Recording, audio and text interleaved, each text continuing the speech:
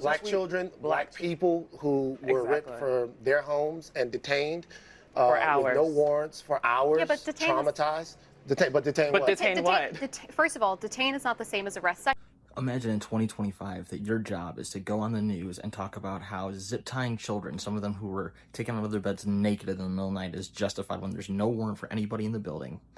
And these people are citizens. These people are sleeping in their apartments, and the entire complex is ransacked. Some beds are lit on fire, vandalized, and the children and numerous other women and innocent people are being pulled out of their beds at night and thrown out in the cold with zip-tied hands. How would you like to be detained sitting outside of your home? Wait. Why don't we go over what standard procedures are? When immigration officials and federal authorities are entering a hostile situation where there are known criminals and known members of a terrorist organization, they have to go in and detain. Yes. And when you're going in there to, I just want to be clear that what you're talking about, because we talked about this at the beginning, children zip tied. Like, if you don't think we're in the Fourth Reich, what's it going to take for you to believe that when we see the shit on CNN? And also, fuck CNN for bringing these Nazi pieces of shit on their network for both sides as an discussion. There is no discussion in this. This is Gestapo fucking bullshit. Look, they caught a motherfucker right there. Nothing beats a Jet2 holiday. Look, they caught him. Where they going with him? You can save £50 Where y'all going with him? per person. That's £200 off for a family of 4. We've got millions of free child place holidays available. We all going with him, what? 22 kilograms of baggage included. Oh, I mean, they moving fast around this bitch. Jet2 holidays. Package holidays you can trust. Hey, we all going with him, what? They finna take him in the alley or something. Hey, we all going with him, what? Hey, he a U.S. citizen, what? Look. Yep.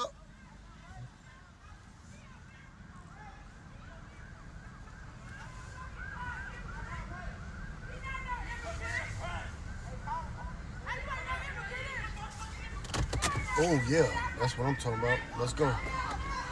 Fuck bitch. Fuck! Look, they got their guns out. Put them guns up, boy. Bitch ass. Y'all ass better take y'all ass back, boy. Get back, son. Y'all ass tweaking, boy. You just hit that man in his face like that, boy. You a bitch.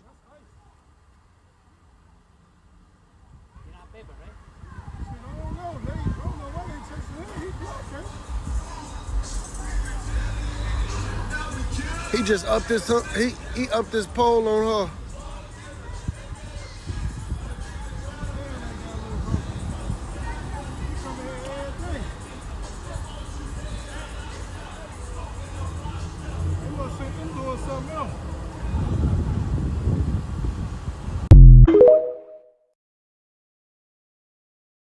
ICE agents shoot and injure a woman in Chicago's Brighton Park neighborhood.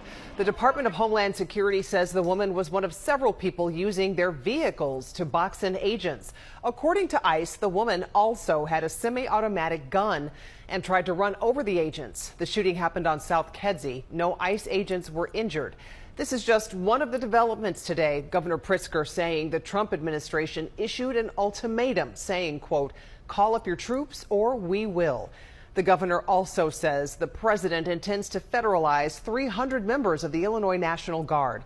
For more on today's shooting, we go to Mayor Kawash. And Mayor Homeland Security Kristi Noem now says that more agents are coming to our area. We are expecting to see more of a show of force of federal agents here either today or in coming days. Now, just about an hour ago, we saw federal agents leave this scene here in Brighton Park, and that was followed by a loud cheer erupting from those protesters who had been out here for hours following this incident here this morning. Now, as far as that incident goes, DHS tells us that their Border Patrol agents were patrolling this area here in Brighton Park when suddenly they say that they were boxed in by about 10 vehicles. At one time, they tried tried to get out of their vehicles, and that's when they say they felt like they were going to get run over by the protesters, and that's when DHS agents allegedly fired off their weapons, hitting one woman who we now have learned has been taken to a nearby hospital, and she is in stable condition. DHS also tells us that woman was already known by federal agents. She was named in a Border Patrol intelligence bulletin just last week for allegedly doxing federal agents online. Now, people living near this scene say it's been traumatizing to see all of this unfold here. There was some tear gas that we saw deployed here at multiple points today, as well as pepper bullets to try and control that crowd. We saw Chicago police as well here on scene. They say they were here just to protect the people in this area while federal authorities handled this entire investigation. We heard from some of those protesters voicing their concerns about these federal operations.